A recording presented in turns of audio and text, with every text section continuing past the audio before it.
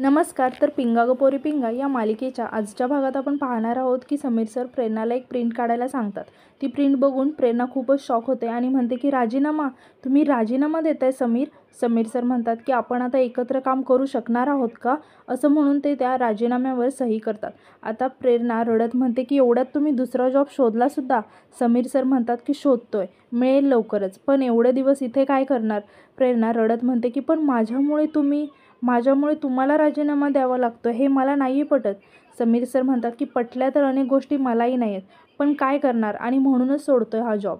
प्रेरणा समीर सरांच्या हातातून तो राजीनाम्याचा कागद घेते आणि रागाने फाडून टाकते आणि म्हणते जे काही झालं आहे ते माझ्यामुळे झालं आहे, आईमुळे झालं आहे, त्यामुळे तुम्ही जॉब सोडायची गरज नाही आहे, त्यामुळे राजीनामा मी देते, असं म्हणून ती तिथून रागाने निघून जाते. तर दुसरीकडे आपण पाहतो की तेजा कॉलवर एवढं बिल कसं येऊ शकतो म्हणून भांडत असते. तितक्यात तिथे प्रेरणा येते. प्रेरणा खूपच टेन्शनमध्ये असते. मिठू तिला विचारते की प्रेरणाताई, तू आज ऑफिसमधून लवकर आलीस, बरं वाटतंय ना तुला? तेव्हा प्रेरणा सांगते की नोकरी सोडली मी. हे ऐकून सगळेच खूप शॉक होतात. प्रेरणा म्हणते की समीर सर बोलले ते पटलं मला. एवढं सगळं घडून गेल्यानंतर मी त्यांच्याबरोबर काम करू शकले नसतेच. श्वेता टेन्शनमध्ये येऊन म्हणते की अगं तू डोक्यावर पडली आहेस का? एवढ्या पगारावर पाणी सोडलंस, भाड्याचं काय करशील, घरी काय पाठवशील? प्रेरणा म्हणते की हे सगळं माझ्यामुळे आणि माझ्या आईमुळे झालं होतं ना, तरीसुद्धा ते राजीनामा द्यायला निघाले होते, मग मला नाही पटलं ते, म्हणून मीच राजीनामा दिला. श्वेता म्हणते प्रेरणा अगं नेहमी दुसऱ्यांचाच विचार करते तू, कधीतरी स्वतःचा विचार कर. मिठू म्हणते अगं त्यांची फायनान्शियल कंडिशन काय आहे आणि तुझे काय, थोडा तरी विचार कर. त्यांनी वर्षभर जरी काम नाही केलं ना तरी ते राहू शकतात, पण तुझा पुढचा महिना कसा जाईल हेही तुला माहिती नाही आहे. तर दुसरीकडे तेजा फारच वैतागलेली असते. मिठू म्हणते आणि या सगळ्यांमध्ये चूक तुझी नाही आहे, तुझ्या आईची आहे. वल्लरी म्हणते श्वेताताई, मिठूताई तुम्ही थोडं शांत व्हा. तितक्यात तेजा वैतागून आतमध्ये येते आणि म्हणते की बिल भरावं लागणार आहे आपल्याला. प्रेरणा विचारते की कसलं बिल? तेव्हा तेजा तिला म्हणते की हो मॅडम नव्हत्या ना, असं म्हणून ती लाईट बिल प्रेरणाला दाखवत म्हणते की घ्या बघा लाईट बिल 70,000 आलं आहे. प्रेरणा खूप शॉक होते आणि म्हणते 70,000? तेजा म्हणते हो हिच्यामुळे चाललं आहे, वल्लरीमुळे. आणि वल्लरी म्हणते का हो मी काय केले तेजाताई? श्वेता विचारते की ते काय बोलले कॉलवर? नाही भरलं तर? तेजा सांगते की नाही भरलं तर विजेची लाईन कट करतील ते. हे ऐकून सगळेच खूप टेन्शनमध्ये येतात. आता मिठू म्हणते की पण एवढं बिल का आलं हे विचारलंस का तू त्यांना?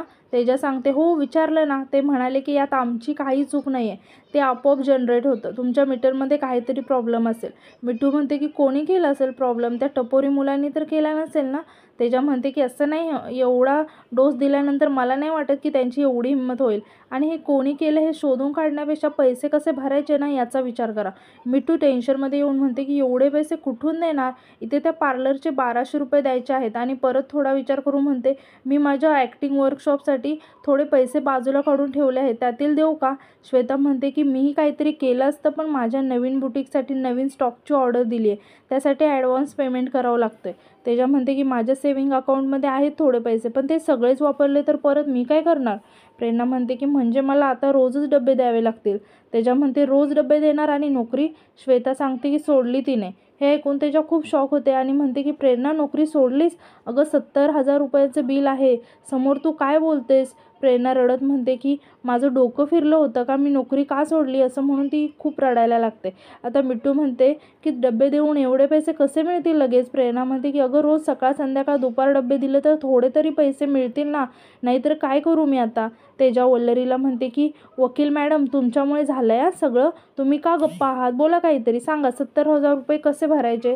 वल्लरी म्हणते की तेजाताई आपल्याला 70,000 रुपये नाही भरायला लागणार.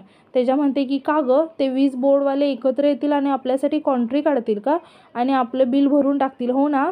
वल्लरी म्हणते की माझे मिस्टर आहेत ना, ते टेम्पररी इलेक्ट्रिसिटी बोर्डामध्ये कामाला आहेत, ते आपली नक्कीच काही ना काहीतरी मदत करू शकतील असं मला वाटतंय, मी त्यांना सांगते मदत करायला. तेजा म्हणते की टेम्पररी इलेक्ट्रिशियन तुझा नवरा असेल तिकडे, तो तिथे आहे, आपला मीटर इथे आहे, मग कशी करणार तो मदत?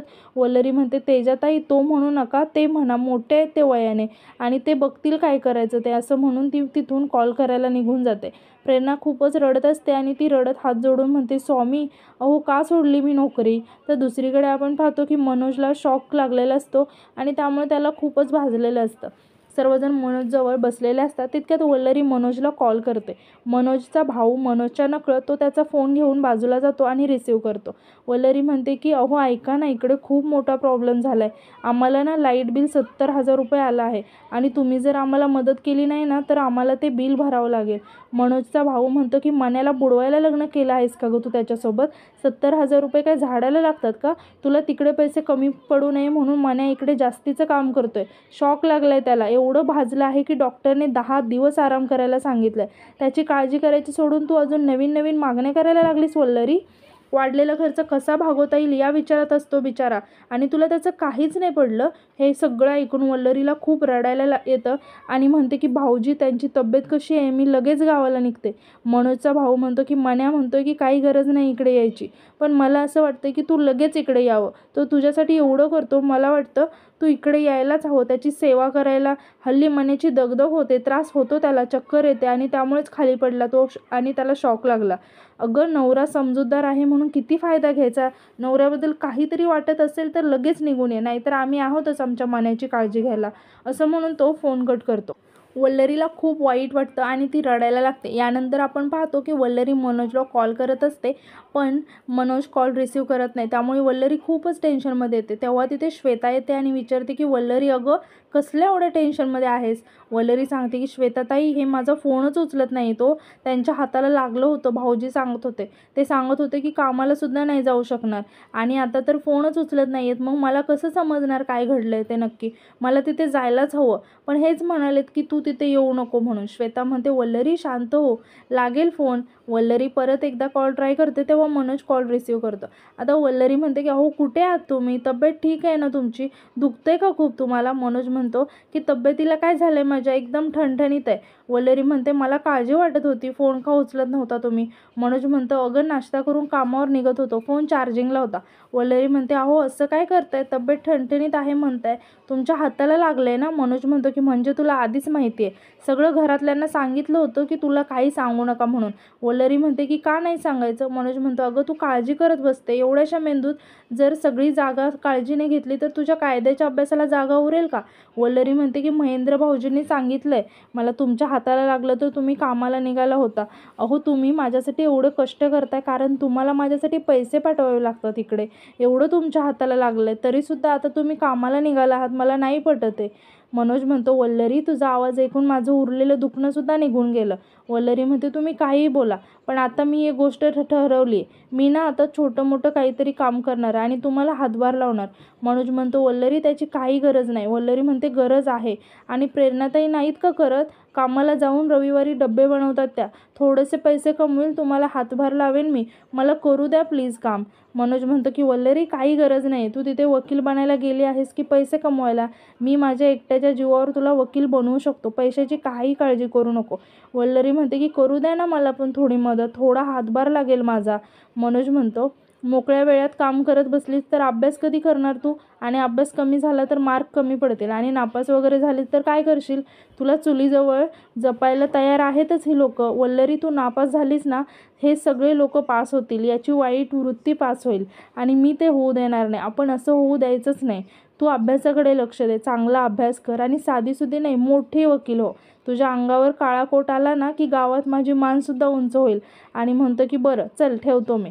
वल्लरी म्हणतो की अहो ते इलेक्ट्रिसिटीच्या बिलाचं सांगायचं राहूनच गेलं आणि सांगते की यावेळी ना बिल खूप आलं आहे 70,000. या सगळ्या मुली ना ते बिल भरायचं सांगत आहेत.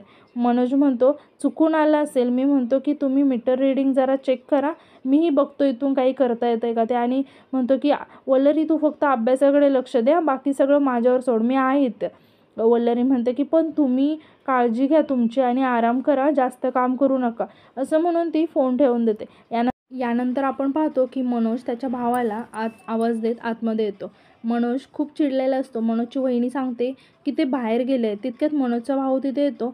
मनोज रागाने म्हणतो की दादा वल्लरीला तूच सांगितलं ना की माझ्या हाताला भाजलं आहे म्हणून, तिला काही सांगायचं नाही सांगितलं होतं ना तुम्हाला? मनोजचा भाऊ म्हणतो की मन्या तिचा फोन आला होता. मनोज म्हणतो की हे बघा तुम्हाला मी सगळ्यांना शेवटचं सांगतोय, मला न विचारता वल्लरीला कोणीसुद्धा फोन करायचा नाही, फालतूचं टेन्शन नाही द्यायचं तिच्या डोक्याला.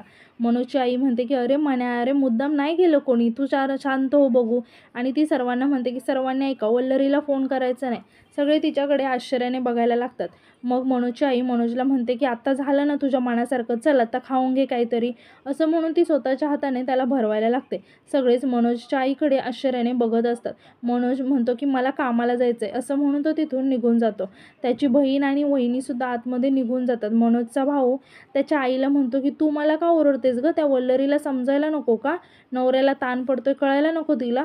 मनोजची आई हळूच म्हणते बरोबर आहे तुझं, पण आपल्याला असं सारखं वागून नाही चालणार, नाहीतर मने आपलं काहीच ऐकणार नाही. आपण जर असं सारखं रागवत राहिलो तर मने आपल्यापासून दूर जाईल, त्यालासुद्धा आपली गरज आहे, नाहीतर त्या भवानीचा काय भरोसा, असं म्हणून ती त्यालासुद्धा लापशी भरवते. यानंतर दुसऱ्या दिवशी सकाळी आपण पाहतो की वल्लरी आणि प्रेरणा डबे भरत असतात.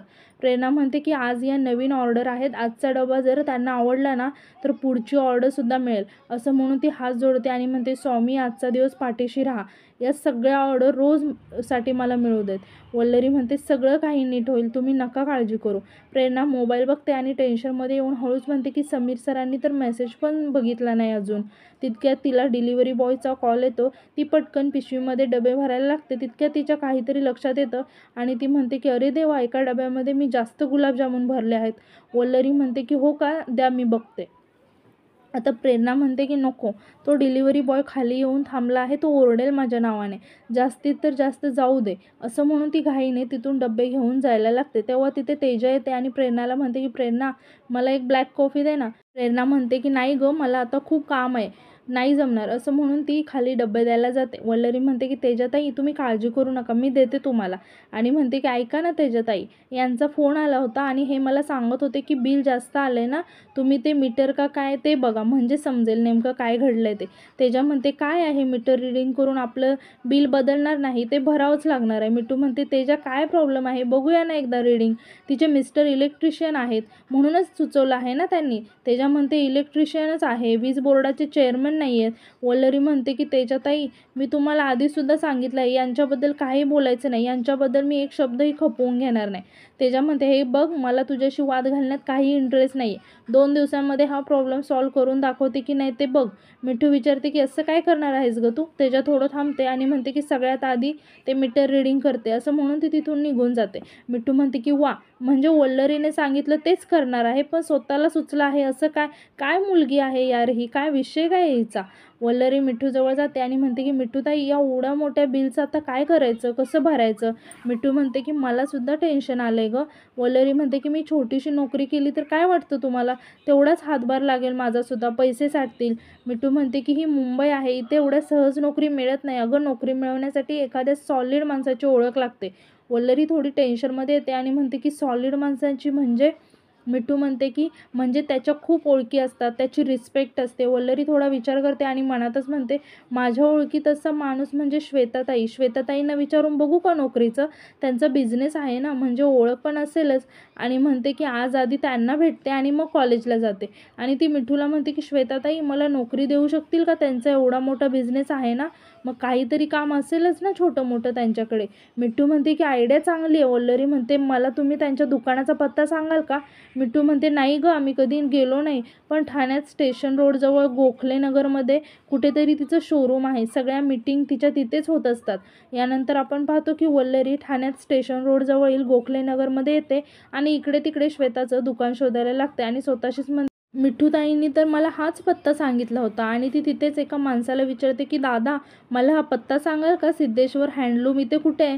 तो माणूस सांगतो की सिद्धेश्वर हँडलूम असं कोणतं दुकान नाही आहे इथे. वल्लरी म्हणते की अहो माझ्याकडे बरोबर पत्ता आहे. तो माणूस म्हणतो की अहो ताई, तिथे सगळ्या दुकानांमध्ये इथूनच ज्यूस जातोय, त्यामुळे सगळी नावं तोंडपाठ आहेत मला, हे सिद्धेश्वर हँडलूम वगैरे इथे नाही आहे, तुम्हाला कोणीतरी चुकीचा पत्ता दिला आहे. वल्लरी म्हणते अहो नाही, बरोबर आहे पत्ता, तुम्ही एकदा बघा ना, असं म्हणून ती त्या माणसाला पत्ता दाखवते. तो माणूस तो पत्ता बघतो आणि म्हणतो की अहो हे तर फर्निचरचं दुकान आहे. वल्लरी म्हणते की अहो नाही, हे सोलापुरी चादरींचं दुकान आहे, ते पण माझ्या मैत्रिणीचं, ती मालकीन आहे या दुकानाची, श्वेता बक्कल असं नाव आहे तिचं. तो माणूस म्हणतो की बक्कळ वगैरे असं काय माहीत नाही, पण त्या फर्निचरच्या दुकानामध्ये श्वेता नावाच्या ताई काम करतात, त्या सोलापूरच्याच आहेत. वल्लरी म्हणते हो सोलापूरच्याच आहेत त्या, त्यांचंच दुकान आहे ते, मालकीन आहेत त्या दुकानाच्या. तो माणूस म्हणतो मालकीन, अहो नोकर आहे ती, काम करते ती तिथे, रोज शिव्या खात असते ती तिथे. एक दिवस जात नाही तिचा शिव्या खाल्ल्याशिवाय बिचारीचा. आता जरी तुम्ही गेला ना तरीसुद्धा तेच चालू असेल. वल्लरी म्हणते की अहो दादा काय बोलताय, आणि विचारते की मला सांगा ते दुकान कुठे आहे. मग तो माणूस ते दुकान कुठे आहे ते दाखवतो. मग वल्लरी त्या दुकानाकडे जायला निघते. वल्लरी खूप टेन्शनमध्ये आलेली असते आणि ती विचारात पडते. आणि आजचा भाग इथेच संपतो. धन्यवाद.